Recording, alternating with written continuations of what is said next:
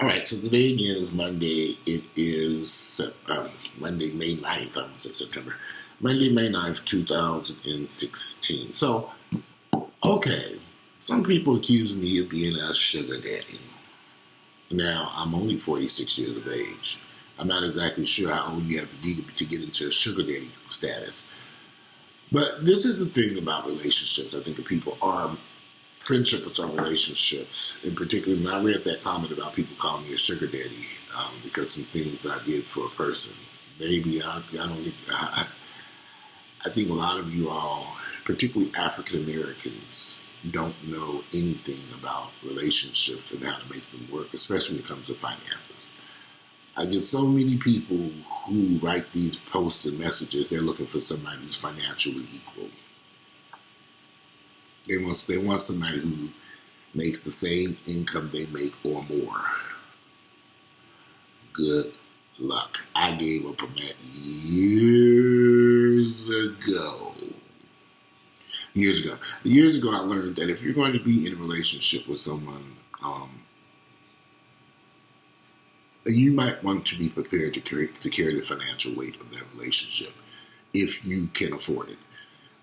If you can afford it, then it shouldn't be an issue for you. And also, I've also learned that if you're dating someone who has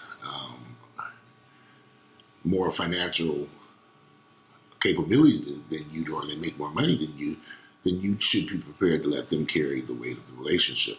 And they should be up to the task of doing so.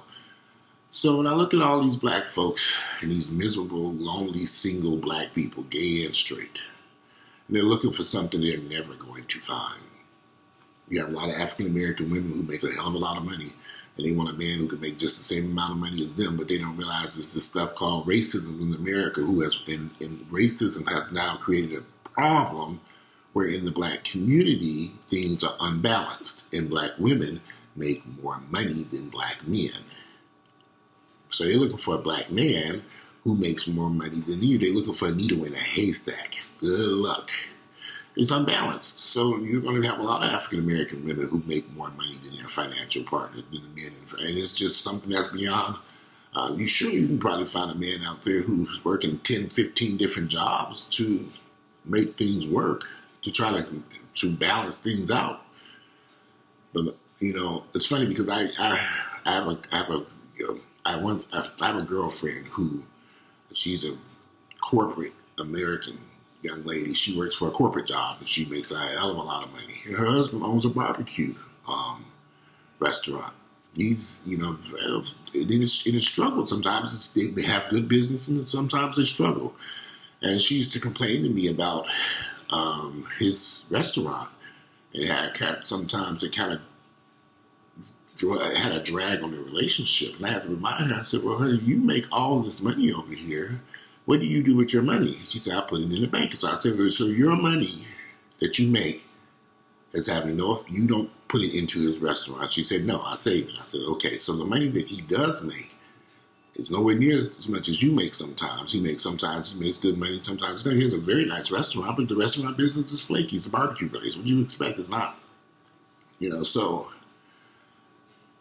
I had to remind her, how many African American men do you see walking the halls of that company you work for? This man has a job. He has a business. You knew this when you married him. He owns a barbecue place. You accepted that then. But now it's a problem because he's not making as much money as you, even though you just sit up and told me every dime you get, you put into your savings account, even though you have a household, you have kids. He has a business. He takes care of the children. The children are learning some very important things by working at the restaurant. The restaurant ain't $1 million a year business like what she's making. But he has a somewhat successful business. It's open. I think sometimes we as black folks, we want to scream and rant and rave about certain things happening in our lives. I've already come to the conclusion that me and Earl's relationship, we've had a financial roller coaster ride. Sometimes I made more money than him. Sometimes he made more money than me.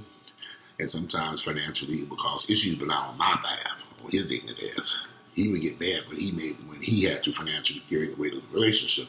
But it was never a problem for me to carry the financial weight of the relationship because I knew my responsibilities as a man. So I've always carried my weight in a relationship if I can. It does not bother me to do so. So when people say, oh yeah, well, I'm just a sugar daddy, baby, I've been a sugar daddy all my damn life. And that's the only way a relationship will work for me is I like being financially being able to give to the person I'm with because it makes life easier for me. It is. I'm not going to be sitting over here taking my money and stacking it away, talking about, so this is mine and this is yours, like a lot of black folks do. Sometimes I'm sad about what I see black folks doing in these relationships or attempting to have a relationship with someone and they don't get it. So that's why you see so many black women single, so many black gay guys alone, so many black, because everybody just stuck in their own little stupid world and they don't want to share. They don't want to be the sugar daddy. And then they just get stuck, lonely, by themselves, looking for somebody who's going to meet them equally, financially on the set, and it just is not going to happen, not in this world that we live in today. I've already come to the conclusion that me and Earl went our separate ways. The next person I'd have to date would probably be much younger, and I'd have to financially carry the weight of that relationship, and I'm fine with that.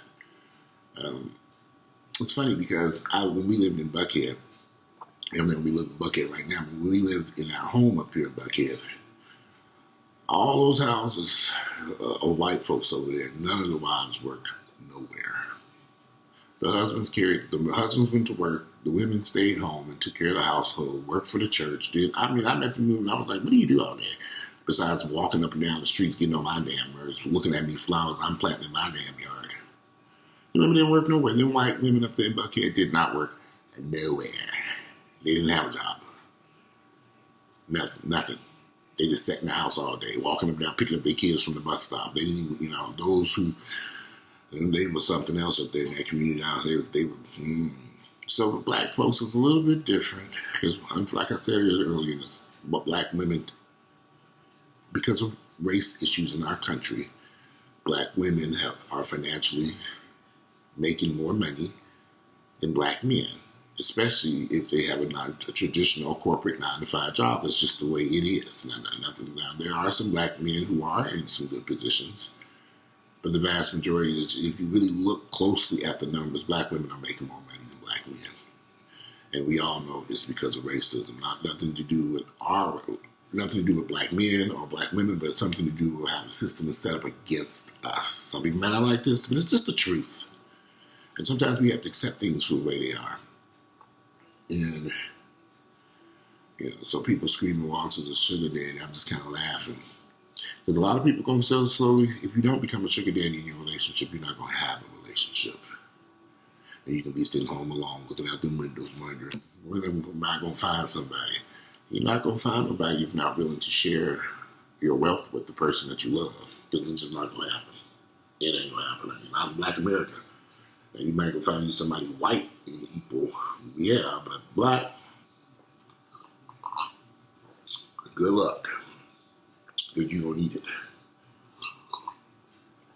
Yeah, coffee. Coffee hot as the other day, too. Whew.